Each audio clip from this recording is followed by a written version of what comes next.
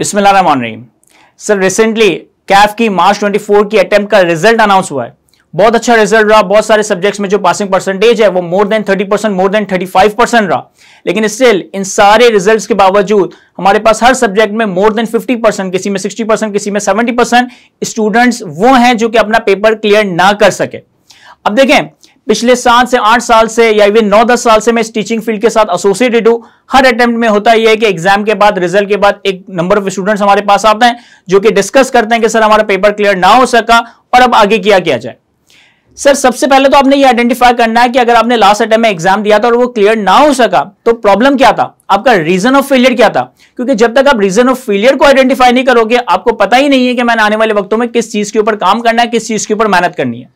अब मैंने ये देखा है अपनी सारी काउंसलिंग से कि ब्रॉडली 3 तरह के स्टूडेंट्स हैं जो कि रिजल्ट के बाद हमें अप्रोच करते हैं। नंबर 1 वो स्टूडेंट जो कि स्पेसिफिकली या क्लियरली कहते हैं कि सर हमने लेक्चर्स प्रॉपर्ली कवर नहीं किए थे, एंड टाइम पे 2x 3x पे लेक्चर्स देखे थे, आईकेप के ज्यादा पास पेपर के क्वेश्चंस कवर नहीं कर सके थे, यानी कि हमारी तैयारी ही अच्छी नहीं थी, तो पेपर कहां से क्लियर होता। समझ आता है इस केस में स्टूडेंट को पता है कि उसने लेक्चर्स को प्रॉपर्ली कवर करना है, इनफ प्रैक्टिस करनी है, आईकेप के प्रैक्टिस क्वेश्चंस और डिफरेंट तरह की चीजों को कवर करना है, तो इंशाल्लाह आने वाले वक्त में रिजल्ट बेहतर हो सकेगा।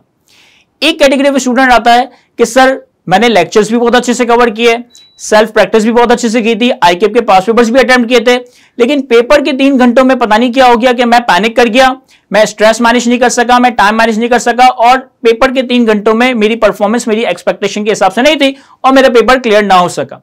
अगेन मैं समझता हूं कि ये स्टिल एक बेहतर सिचुएशन है। रीजन बीइंग कि आपको पता तो है कि आपका मसला क्या है। अब इस केस में हमने क्या करना है, इस केस में हमने अपने उसी कोर्स को दोबारा से रिवाइज करना है और रिवीजन करने के बाद आपने इस चीज को प्रॉपर्ली अटेंड करना है कि आप कम से कम 8 से 10 अटेम्प्ट के उस सब्जेक्ट के, उस रेलेवेंट सब्जेक्ट के 8 से 10 अटेम्प्ट के आईकेप के पास पेपर्स को खुद को एग्जाम एनवायरनमेंट में रखते हुए सॉल्व करें। अपने आपको किसी लाइब्रेरी में या अपने रूम में 3 घंटे के लिए आइसोलेट कर लें, जहां पे कोई डिस्टर्बेंस ना हो, कोई मोबाइल फोन ना हो, कोई चीज आपको इरिटेट ना कर रही हो, और 3 घंटों के अंदर पेपर को बिल्कुल वैसे ही अटेम्प्ट करें एज इफ कि आप एग्जामिनेशन हॉल में बैठकर पेपर अटेम्प्ट कर रहे हैं।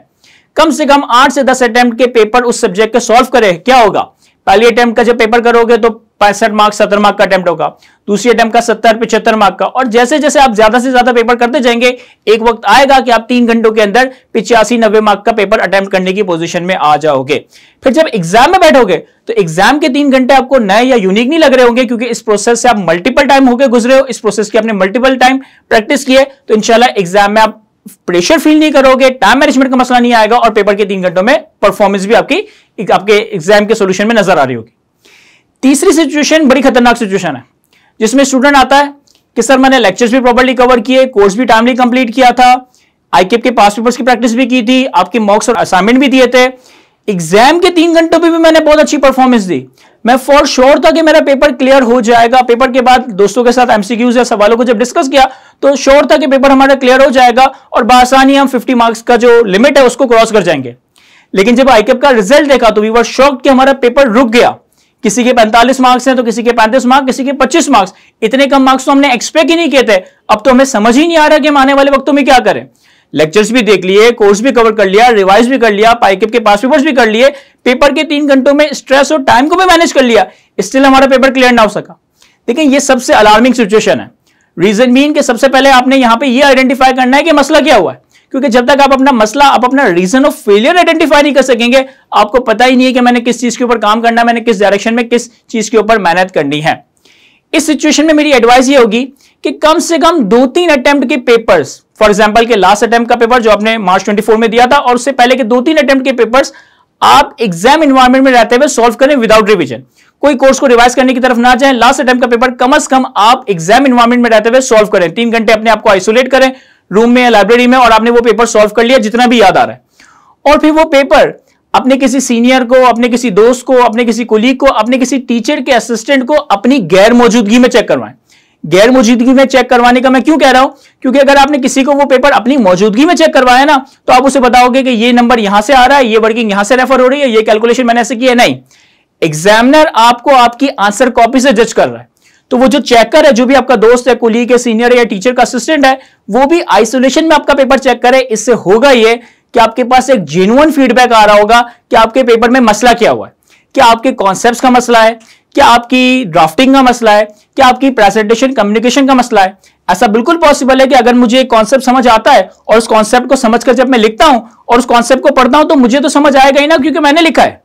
लेकिन सवाल यह है कि अगर वही कॉन्सेप्ट मैं आपको पढ़ाऊं तो क्या आप मेरी बात पढ़कर वही समझ पा रहे हो जो मैं समझाना चाह रहा हूं? और मोस्ट लाइकली कि मसला यहां पे आ रहा होगा। अगर कोई कंपटीशन का FER1 का, कॉस्टिंग का, FER2 का सब्जेक्ट है तो मोस्ट लाइकली कि हमने वर्किंग्स प्रॉपर्ली रेफर नहीं की होंगी या अपने आंसर को प्रॉपर्ली प्रेजेंट नहीं किया होगा। तो मेक श्योर कि अगर आपको अपना मसला ही नहीं पता कि मेरा पेपर क्यों रुक रहा है, आप कम से कम 1-2 अटेम्प्ट के पेपर को सॉल्व करें 3 घंटे का टाइम ब्रैकेट लगाकर, और अपने किसी सीनियर को, दोस्त को, कुलीग को चेक करवाए, ताकि आपको पहले तो ये आइडेंटिफाई हो कि पेपर में मसला क्या आ रहा है, और वंस फिर वो मसला आइडेंटिफाई हो जाएगा तो हम उसके ऊपर काम कर रहे होंगे। एक बहुत ही इंपॉर्टेंट बात जो आप लोगों से डिस्कस करनी है, देखिए कोई भी सब्जेक्ट हो, चाहे वो अकाउंटिंग का हो, कॉस्टिंग का हो, टैक्स का हो, ऑडिटिंग का हो, हर सब्जेक्ट के टीचर जब आपको एक कोर्स या एक सब्जेक्ट को कवर करवाते हैं तो टीचर आपको सब्जेक्ट के सारे कॉन्सेप्ट्स कवर करवाते हैं। उसके पहले बेबी प्रैक्टिस क्वेश्चंस करवाए जाते हैं, फिर उसके हाई लेवल के प्रैक्टिस क्वेश्चंस करवाए जाते हैं, फिर उसके ICAP के पास पेपर के क्वेश्चंस कवर करवाए जाते हैं। अब अगर एक स्टूडेंट ने सारी चीजों के लेक्चर्स कवर कर लिए तो बजाहिर तो उसको ये लग रहा है कि मैंने सर के कॉन्सेप्चुअल लेक्चर्स भी देख लिए, मैंने सर के बेबी प्रैक्टिस क्वेश्चंस के लेक्चर्स भी देख लिए, मैंने सर के एडवांस हाई लेवल के प्रैक्टिस क्वेश्चंस भी देख लिए, मैंने ICAP के पास पेपर के सोल्यूशन वीडियोस भी देख ली, तो मैंने तो सब कुछ कवर कर लिया, मैंने तो सब्जेक्ट को इतना रीजनेबल या मोर देन रीजनेबल टाइम दे दिया, अब तो मेरी तैयारी बहुत अच्छी हो गई है और आने वाले वक्तों में मेरा पेपर क्लियर हो जाना चाहिए। लेकिन इन सारे प्रोसेस में आपने एक इंपॉर्टेंट चीज मिस कर दिया, आपने एक इंपॉर्टेंट चीज नहीं सीखी, that is how to think, how to start the solution, how to approach the solution. यानी आपने 15 अटेम्प्ट के, 10 अटेम्प्ट के पास पेपर के सोल्यूशन वीडियोस देख ली, स्टडी टेक्स्ट के सारे सवालों के सोल्यूशन वीडियोस देख ली, लेकिन इस पूरे प्रोसेस में आपने ये नहीं सीखा कि सवाल को अप्रोच कैसे करना है, सवाल को स्टार्ट कैसे करना है, सोचना कैसे है। और इसके लिए बहुत ही जरूरी है, इसके लिए बहुत ही जरूरी है, ये मेरी तरफ से एडवाइस कह लें, रिक्वेस्ट कह लें, इंस्ट्रक्शन कह लें या फिर ऑर्डर कह लें, आपने लाजमी ये करना है कि कोई भी सब्जेक्ट हो, आपने अपने टीचर के साथ, आपने अपने ट्यूटर के साथ उसका कॉन्सेप्चुअल लेक्चर कवर करना है। उस कॉन्सेप्ट के ऊपर अगर टीचर ने कोई बेबी क्वेश्चन या कोई बेबी इलस्ट्रेशन करवाई है, वो आपने टीचर की सॉल्यूशन के साथ कवर करनी है।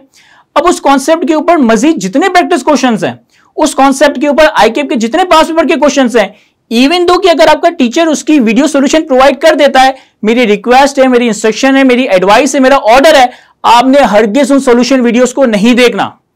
पहले उस प्रैक्टिस क्वेश्चन को, पहले उस ICAP के पास पेपर के क्वेश्चन को खुद से टाइम दें।